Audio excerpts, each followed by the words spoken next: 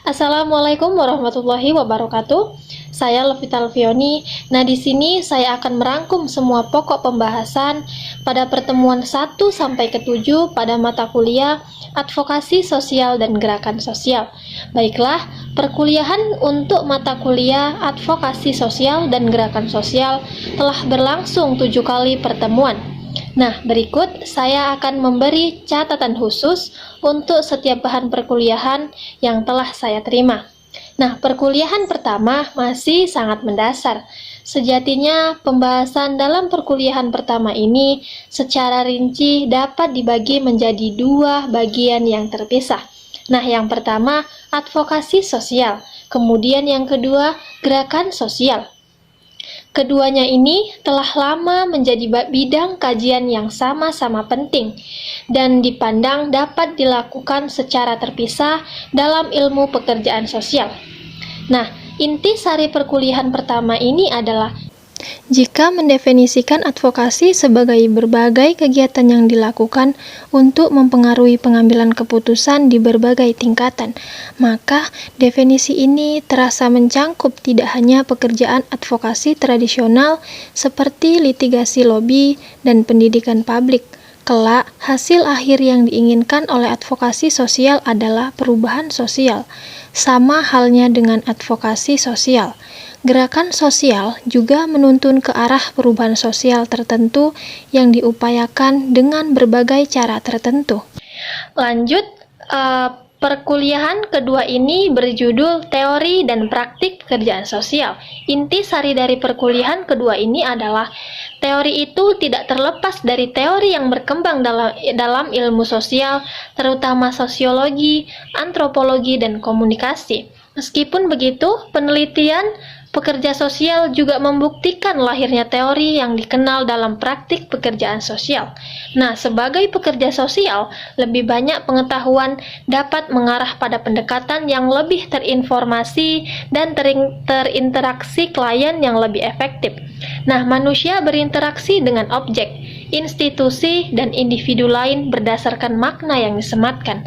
Makna yang dianggap berasal dari interaksi kita dengan orang lain dan masyarakat. Nah, selanjutnya pertemuan yang ketiga yang berjudul definisi advokasi sosial, kemudian advokasi sebagai metode pekerjaan sosial kontemporer, lalu tujuan advokasi dan kompleksitas masalah Indonesia dan banyak negara eks-jajahan.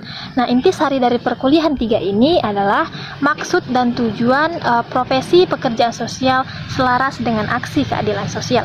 Oleh karena itu, aksi-aksi advokasi yang dilakukan oleh pekerja sosial dalam hubungannya dengan atas nama kelompok masyarakat yang terpinggirkan, yang hak-haknya diingkari atau dilanggar. Nah, advokasi sosial adalah metode kontemporer yang penting dalam praktik pekerjaan sosial untuk menciptakan perubahan sosial. Nah, kata klien telah digunakan secara tradisional dalam literatur pekerjaan sosial. Sesuai dengan semangat advokasi, kini diganti dengan pencari keadilan pada ini. Nah, untuk materi pembelajaran ketiga ini, saya telah membuat video dan sudah saya upload ke YouTube pada tanggal 25 Oktober dan ini link saya. Nah, kemudian pertemuan keempat ini berjudul apa itu advokasi sosial, tujuan, aspek, dan kelompok advokasi. Inti sari dari perkuliahan 4 ini adalah bahwa ada nilai bagi masyarakat secara keseluruhan ketika masyarakat itu membela dan menjunjung tinggi hak mereka dalam komunitas yang tidak diberikan martabatnya karena ketidakberuntungan atau diskriminasi, serta mempromosikan inklusi sosial, mendorong perubahan sosial dan memberdayakan orang untuk menggunakan hak mereka dan mempengaruhi keputusan, serta pembebasan orang untuk meningkatkan kesejahteraan dan mempromosikan kesetaraan dan keadilan. Lalu, apa itu organisasi advokasi sosial?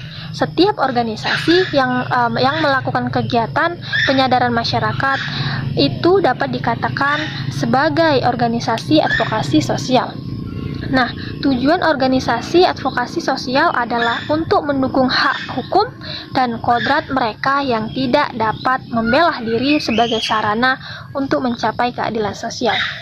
Nah, pada tugas pertemuan 4 saya sudah membuat video dan sudah saya upload di YouTube pada tanggal 28 Oktober 2021 dan ini link saya.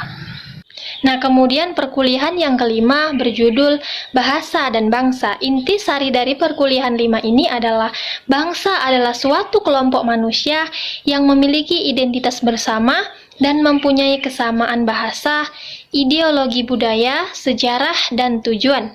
Mereka umumnya dianggap memiliki asal-usul keturunan yang sama. Nah, sedangkan bahasa, sebuah sistem lisan konvensional, manual, atau simbol tertulis yang dengannya manusia sebagai anggota kelompok sosial dan peserta dalam budayanya dalam mengekspresikan diri. Nah, seperti pada pasal 1 ayat 1 Undang-Undang tahun 1945 mengandung dasar bahwa negara Indonesia ialah negara kesatuan yang berbentuk republik.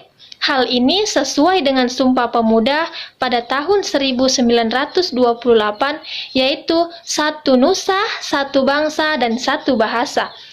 Nah, saya sudah membuat tugas dan sudah saya upload di YouTube pada tanggal 2 November 2021 dan ini link saya. Nah, perkuliahan ke-6 ini berjudul Pengertian Advokasi, Tujuan, Prinsip, kemudian jenis, strategi, tahapan, lalu peran, indikator, dan nilai-nilai dalam advokasi sosial. Nah, intisari perkuliahan 6 ini adalah advokasi sosial merupakan salah satu tindakan yang dilakukan dalam profesi pekerjaan sosial. Adapun advokasi sosial adalah sebagai kegiatan penolong pemerlu pelayanan kesejahteraan sosial atau kelompok PPKS untuk mencapai layanan tertentu dan membantu mencapai layanan dan membantu memperluas pelayanan agar mencangkup lebih banyak orang yang membutuhkan. Nah, tujuan advokasi sosial bermaksud untuk mengubah kebijakan, program, atau kedudukan dari pemerintah. Tujuan advokasi sosial adalah apa yang ingin kita ubah, seberapa banyak, dan kapan. Nah, saya sudah membuat dan sudah saya upload ke video di YouTube pada tanggal 11 November 2021 dan ini link saya. Nah, yang terakhir perkuliahan ke-7 berjudul Pemberdayaan. Inti sari dari perkuliahan ke-7 ini adalah pemberdayaan adalah inti dari pekerjaan sosial. Pemberdayaan memiliki dua tujuan arah, yaitu melepaskan belenggu kemiskinan dan keterbelakangan, juga memperkuat posisi lapisan masyarakat dalam struktur kekuasaan. Nah, pemberdayaan adalah sebuah proses dan tujuan. Sebagai proses, pemberdayaan adalah serangkaian kegiatan untuk memperkuat kekuasaan atau keberdayaan kelompok lemah dalam masyarakat, termasuk individu yang mengalami masalah kemiskinan. Nah, sebagai tujuan, maka pemberdayaan merujuk pada keadaan atau hasil yang ingin dicapai oleh sebuah perubahan sosial, yaitu masyarakat yang berdaya, memiliki kekuasaan atau mempunyai pengetahuan dan kemampuan dalam memenuhi kebutuhan hidupnya, baik yang bersifat fisik, ekonomi maupun sosial, seperti memiliki kepercayaan diri, mampu menyampaikan aspirasi dan mempunyai mata pencarian dan berpartisipasi dalam kegiatan sosial dan mandiri dalam melaksanakan tugas-tugas kehidupannya. Nah, itulah tadi rangkuman saya mengenai pembelajaran 1 sampai ke 7 pada mata kuliah Advokasi Sosial dan Gerakan Sosial. Terima kasih. Sekian dan terima kasih. Saya Lovita Alfioni. Assalamualaikum warahmatullahi wabarakatuh.